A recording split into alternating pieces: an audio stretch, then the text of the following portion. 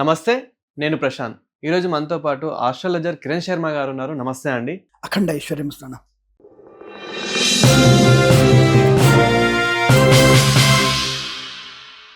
So, చాలా మందికి నిద్రపోయిన తర్వాత కల్లో పాములు, తేళ్ళు, చేపలు ఇలాంటివి చాలా కనిపిస్తూ ఉంటాయి. అయితే బయట మేము వింటూ ఉంటాము. లైక్ ఈ పాములు కనిపిస్తే మంచిది కాదు. ఏదో చెడు జరగబోతుంది.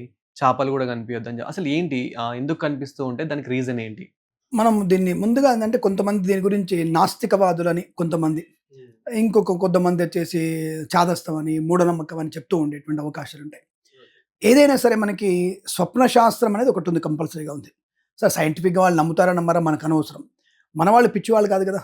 సనాతన ధర్మంలో పెట్టినటువంటి ఏ విషయం కూడా మనకి పిచ్చివాళ్ళయి పెట్టరు, వాళ్ళు అనుభవంతో పెట్టేటువంటి ప్రయత్నం చేస్తారు.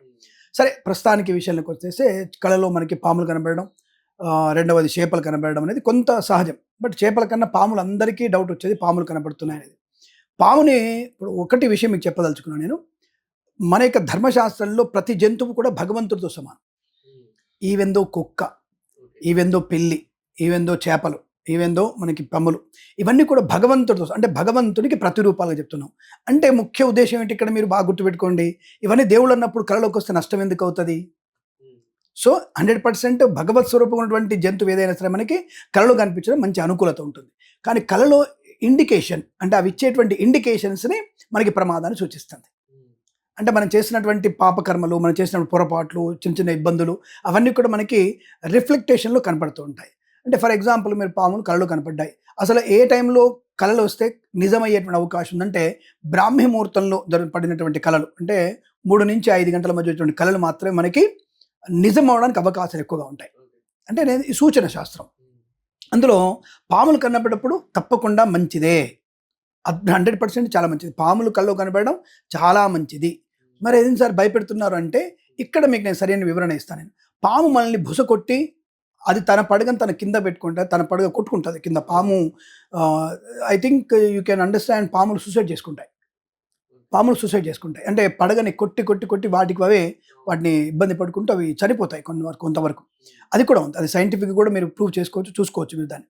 అలా పాము తన పడగొట్టి తనకు తానే ఏమైనా ఇబ్బంది పడుతున్నప్పుడు, అంటే భూమికేసి కొడుతున్నప్పుడు పడగని, అప్పుడు మనకి మానసికమైనటువంటి రుగ్మత ఏదో వచ్చే అవకాశం అని గుర్తుపెట్టుకోవాలి. పాము పడగ తీసి ఇలా ఊపుతుంటుంది మనకి, అప్పుడు తప్పకుండా మీకు కార్యజయం అవుతుందని అర్థం.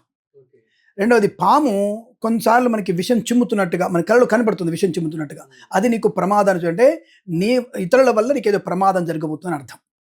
అలాగే పాము మనల్ని కాటేసినట్టు కనపడితే మరణంతో సమానం, అంటే పెద్ద రోగమే నీకు వచ్చేటువంటి అవకాశం అని అర్థం. అలాగే పాముని కళలో నువ్వు చంపినట్టు కళ వస్తే గర్భవతులకి గర్భస్రావం అయ్యే అవకాశం ఉంటుంది, లేదా వచ్చే గర్భము కూడా నీకు రాకుండా పోయే అవకాశం ఉంటుంది. పితృదోషాలని కలిగించేటువంటి అవకాశం కూడా మీ జాతకంలో రిఫ్లెక్ట్ చేస్తుంది. అలాగే జాతకం వైపు ఇది సైంటిఫిక్గా మనకున్నటువంటి దాంట్లో కొంతమంది చదువుకున్న వ్యక్తులు, సైకాలజిస్టులు ఏమంటారంటే, మానసికంగా మీరు రోజు పాముల గురించి ఆలోచిస్తారు, పాముల సినిమాలు చూస్తున్నారు, చేపల సినిమాలు చూస్తున్నారు, కుక్కల బాగా చూస్తున్నారు, కాబట్టి ఈ మధ్య న్యూస్లు బాగా వస్తున్నాయి, వీధి కుక్కల్ని చంపకండి పట్టేయడం చెప్పేస్తున్నారు. అవి బాగా వినడం వల్ల మీ మైండ్ వాటిని స్వీకరించి బయటకు వచ్చేస్తుంది. యాక్సెప్టెడ్, పాపం నేను సైకాలజిస్ట్ని కాబట్టి, బట్ నేను కూడా దాన్ని యాక్సెప్ట్ చేస్తాను. మరి అలాగే నేను కూడా బిల్ గేట్స్ని బాగా వింటున్నాను, ఇతరత్ర సుందర పిచాయ్ గారి గురించి బాగా చదువుతాను, తర్వాత మనకి డబ్బున్నోళ్ళ గురించి బాగా మాట్లాడతాను, ముఖేష్ అంబానీ గురించి బాగా చూస్తాను, ముఖేష్ అంబానీ పిల్లల పెళ్ళిళ్ళు బాగా చూశాను, మరి నాకు డబ్బు రావట్లేదు. ఓకే. అంటే సైకాలజికల్గా నేనైతే ఫీల్ అవుతున్నానో అది నాకు రిఫ్లెక్ట్ అవ్వడానికి, నెగిటివ్ రిఫ్లెక్ట్ అవుతున్నాడు, పాజిటివ్ రిఫ్లెక్ట్ అవ్వాలిగా. అవును. నేను విన్నాను, దుబాయ్ లాటరీలో ఒకడికి 16 కోట్లు వచ్చింది, ఒకడికి 30 కోట్లు వచ్చింది, లండన్ లాటరీలో వానికి 50 కోట్లు వచ్చింది, 10 కోట్లు వచ్చింది, భాగ్యలక్ష్మి లాంటి లాటరీలో వారికి 20 లక్షలు వచ్చినటువంటి వ్యక్తులు విన్నాం కదా. మరి ఆ విన్నప్పుడు నేను టికెట్ కొంటాను, నాకు ఎందుకు రావట్లేదు? మరి ఆ నెగిటివ్ మాత్రం రిఫ్లెక్ట్ అవుతున్న విషయం సైకాలజీ చెప్తున్నప్పుడు పాజిటివ్గా రిఫ్లెక్ట్ అవ్వాలి కదా. అంటే మనిషి సైకలాజికల్గా ఎఫెక్ట్ కొంత పడినా నీ యొక్క ప్రయత్న లోపాలు ఎక్కువగా ఉన్నాయని అర్థం. అది మానసికమైనటువంటి ఇంద్రియ నిగ్రహ శక్తిని కోల్పోతున్నప్పుడు ఎటువంటి పాములు, చేపలు, కుక్కలు మన కళ్ళలోకి వచ్చేటువంటి అవకాశం ఉంటుంది. కుక్క కరిచినట్టు కల వచ్చినా మనకి ప్రమాదమే. రెండోది, పాము కరిచినట్టు కల వచ్చినా ప్రమాదమే. పాము తనకు తాను చంపుకున్న ప్రమాదమే. కోడి కళలకు వచ్చినా మనకి ప్రమాదమే. కోడి పుంజులు కొట్టుకున్నటువంటి కళకు వచ్చినా అది మనకి ప్రమాదాన్ని కలిగించే అవకాశం ఖచ్చితంగా ఉంటుంది. కళలో ముందుగానే తెలుస్తుంది కాబట్టి ఏమైనా పూజలు లాంటివి ఏమైనా చేయాల్సిన అవసరం ఏమైనా? ఇక్కడ నేను ఇందాక మధ్యలో అన్నాను కదా, మనం ఈ సైకలాజికల్, ఈ కళాశాస్త్ర పక్కన పెట్టేసి మన జాతకంలోకి వస్తే పంచమ స్థానంలో ఉన్నటువంటి ప్రభావం, అంటే జన్మ జాతకంలో లగ్నం నుంచి 5వ స్థానటువంటి గ్రహం యొక్క ప్రభావం మనకి ఈ కళ మీద, జీవితం మీద ఎఫెక్ట్ పడే అవకాశం ఉంది. కాబట్టి పంచమ స్థానం అంటే ఏమిటి? ఆలోచన విధానం, ఆలోచన శక్తిని డెవలప్ చేసేది. అటువంటి ఆలోచన శక్తిని డెవలప్ చేస్తున్నప్పుడు ఖచ్చితంగా ఏదైతే దుష్టమైనటువంటి ఫీలింగ్ మీకు కలిగిందో అది మనకు సంతాన నష్టాన్ని, వైవాహిక జీవనాన్ని ఇబ్బందులు కలుగుతుంది. కాబట్టి అప్పుడు జన్మజాతకంలో మనం చూసుకొని, మీకు కుక్క కనిపించింది, కళలో కుక్క కరిచినట్టు కనిపించింది, భైరవ పూజ చేసుకోండి. అంటే భైరవ పూజ ఏంటి? అమ్మో దానికి ఏమైనా మంత్రాలు, చింతకాయలు రాలుతాయా, మంత్రాలు పెట్టి చేయాలని చెప్పేసి మళ్ళీ కంగారు పడి కామెంట్ చేయకండి. మంత్రము అంటే ఏం లేదండి, భైరవ పూజ అంటే సింపుల్గా మీరు వీధిలో కుక్కలు ఉంటాయి కదా, వాటికి 2 బిస్కెట్లు వేయండి. ఓకే. లేదు ఇంకా భైరవ పూజ ఉంది, కాశీకి వెళ్ళి వచ్చిన వాళ్ళు భైరవ పూజ చేస్తారు. ఉన్న కుక్కను తీసుకొచ్చేసి కుక్కకు ఈ వడమాల వేస్తారు, ఇది మనకి మినపవడలు చేసి దానికి తినిపిస్తారు, దాని కాళ్ళకి పసుపు రాస్తారు, అక్షింతలు వేస్తారు, పూజ చేస్తారు. అంటే భైరవుడిని పూజ చేయాలనేటువంటి శాస్త్రం మనం చెప్తోంది. సో ఇక్కడ మీకు నష్టం ఏముంది? అంటే ఒక వీధి కుక్కను మనం పూజించి వాటికి ఆహారం పెడితే ఇది మూఢనమ్మకం ఎందుకు అవుతుంది? ఒక జీవాన్ని కాపాడినట్టే కదా. పక్షులకి ఆహారం ఏముంటుంది? అలాగే పాములకి ఏదైనా పుట్ట దగ్గరికి వెళ్ళి సుబ్రహ్మణ్య స్వామి వెళ్ళి పాలు వేయమంటుంది. అడవికి వెళ్ళి కాసిన ఏమైనా సరే పాములు తినే పదార్థం పెట్టండి. కోడిగుడ్డు ఏం తింటుంది పాము? కోడిగుడ్డు పాము ఏం తినదు, అంత అబద్ధాలు అవన్నీ కూడా. అవి తినేటువంటి పదార్థాన్ని పెట్టండి. అంటే దానికి సంబంధించినటువంటి మనం ఒక బియ్యపు గింజలో మంచి గింజలు వేస్తే ఆ పాముకు ఆహారంగా పడేటువంటి కీటకాలు, ఎలుకలు వచ్చేస్తే వాటికి ఆహారంగా అయిపోతుంది. అంటే మీరు ఎలుకని చంపమంటారా? ఎలుక దేవుడు కాదా? అంటే ఒక జీవి కోసం ఒక జీవి అనేది అంటే వాటికి ఉపడేటువంటి ఒక ప్రక్రియ అది. అది భగవంతుని ప్రక్రియ. ఒకళ్ళ కోసం ఒకళ్ళు త్యాగం చేయాల్సిందే. మరి ఎలుకల కోసం కీటకాలు కావాలి, పురుగులు కావాలి. మరి పురుగులు చచ్చిపోవాలా? తేనెటీగలు చనిపోతున్నాయి, తేనెటీగల వాళ్ళు అంతరించిపోతే ప్రమాదం అవుతుంది. గద్దలు చనిపోతే మనకి ప్రమాదం అవుతుంది. గద్ద కళ్ళలోకి వస్తే మరణమే వస్తుంది మనకి. గద్ద కళ్ళు రావద్దు అసలుకి మనకి. గద్ద ఎగురుతున్నట్టు, ఆకాశం వైపు ఎగురుతున్నట్టు కళ వస్తే మనకి చాలా మంచిది. కానీ ఆ గద్ద వచ్చేసి మనం తట్టినట్టుగా, కాకి కొట్టినట్టు కళకు వస్తే ప్రమాదం మనకి. అంటే ఆర్థిక నష్టాన్ని కలిగించే అవకాశాలు ఎక్కువగా ఉంటాయి. సో కాబట్టి ఈ జాతకంలో పంచమ స్థానాన్ని చూసుకొని రాహుగ్రహ జపము, సుబ్రహ్మణ్య స్వామి ఆరాధన, వినాయకుడి దేవాలయానికి వెళ్ళడము, ఈశ్వరాలయానికి వెళ్ళడం, విష్ణు సహస్రనామం చదువుకోవడం, విష్ణు దేవాలయ సందర్శన చేస్తే అంటే మీకు ఏదైతే నెగిటివ్గా అనిపించిందో అప్పుడు తప్పకుండా ఈ పరిహారాలు చేసుకుంటే అద్భుతమైనటువంటి ప్రయోజనాన్ని పొందుకోవచ్చు. ముఖ్యంగా మీకు వీలైతే బ్రాహ్మణుడికి మినుములు, తెల్ల వస్త్రము దానంగా ఇచ్చుకోవడం వల్ల మంచి ప్రయోజనాన్ని పొందుకోవచ్చు. దాంట్లో ప్రయోజనం బాగా ఉంటుంది. అదే విధంగా కళలో చాలా మందికి కాయిన్స్ కనిపిస్తూ ఉంటాయి. అంటే ఒక రూపాయిది గానీ, ₹2 గానీ ఇలా మనకు దొరికినట్టు ఇక్కడ, అక్కడ అలా దొరికినట్టు కనిపిస్తూ ఉంటాయి. సో, అలా కనిపియద్దు అని జెప్పేసి పెద్దలు అంటూ ఉంటారు. ఎందుకంటే శవాల మీద జల్తారు, అట్లా కనిపియద్దని జెప్పేసి అంటూ ఉంటారు. కానీ నేనేమనుకుంటా అంటే అది లక్ష్మీదేవే గదా! డబ్బు కనిపిస్తే ఏమవుతుందని కూడా అసలేంటి? మంచి మాట అడిగారు మీరు. శవాల మీద కాయిన్స్ వేస్తారు, మురుమురాలు వేస్తారు. ఇవన్నీ కూడా మనకి ఒక రకమైనటువంటి కొంతమంది చేస్తారు. అంటే యాక్చువల్‌గా భూతబలి అంటే కొంతమంది అంటే బ్రాహ్మణులు అనేవారు కొంత వేరే రకంగా చేస్తారు భూతబలి అనేది. కొంతమందికి మాత్రం మురుమురాలు వేసుకుంటూ, పూలు వేసుకుంటూ, కాయిన్స్ కూడా వేసుకుంటూ వెళ్తారు. ఇక్కడ ఒకటి శాస్త్రీయమైనటువంటి దృక్పథంతో మనం వెళ్ళాలి ముందుకు ఏదైనా సరే.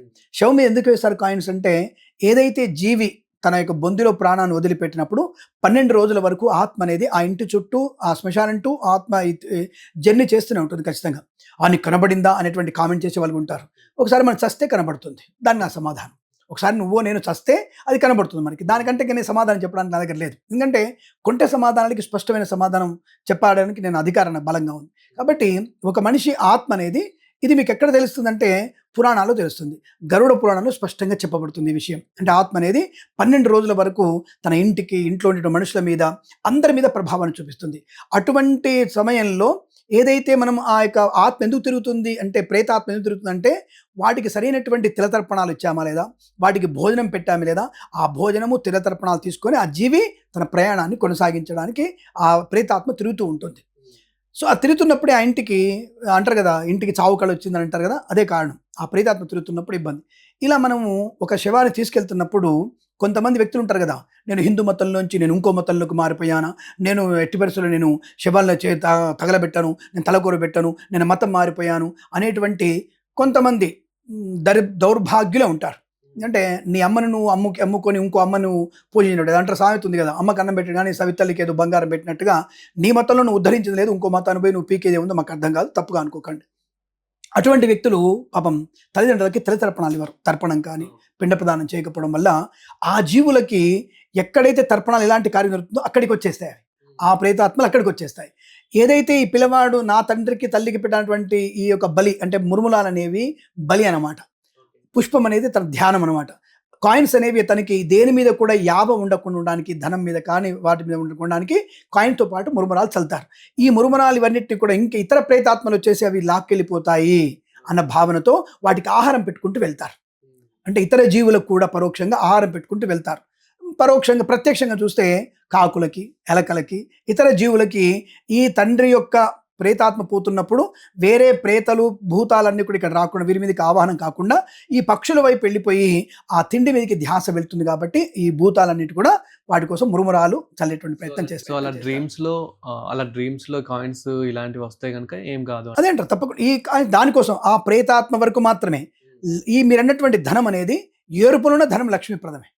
ఇప్పుడు నీకు సపోజ్ పెంటలో దొరికినా అది 100 రూపాయల నోటే, అల్మారాలు దొరికిన 100 రూపాయల నోటే. కాబట్టి ఎక్కడ దొరికినా 100 రూపాయల నోటే కదా అవి.